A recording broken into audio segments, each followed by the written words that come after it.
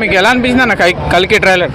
కల్కి trailer first of all ఉన్న చిన్నపిల్లలకి అయితే ఇంతకుముందు వచ్చిన ఏదో వెబ్ సిరీస్ అది మన ఎపిసోడ్స్ ఉన్నాయో అది మాత్రం ఎంటర్టైనింగ్ ఉందన్న. బ్రహ్మానందం గారైనా ప్రభాస్ గారైనా బుజ్జి క్యారెక్టర్ అదే బుజ్జి భైరవ క్యారెక్టర్ అది ఎంత ఎంజాయ్ చేస్తామో మనం చూసి అమెజాన్లో.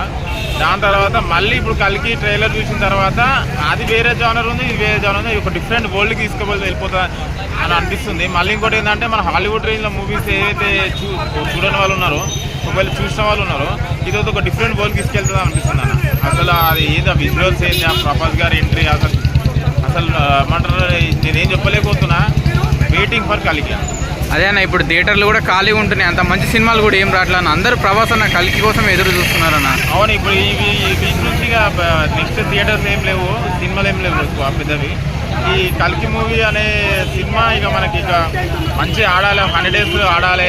అందరు మన డిస్ట్రిబ్యూటర్స్కి అందరికీ ఏమంటారు లాభం తెచ్చిపెట్టాలి. అందరూ కొంతమంది ఏమనుకుంటారు అంటే అది కల్కి కదా, ఇది గ్రాఫిక్స్ ఇక ప్రభాస్ గారు విక్కీ ఏంది అట్లుంది అని చెప్పేసి అనుకుంటున్నారు.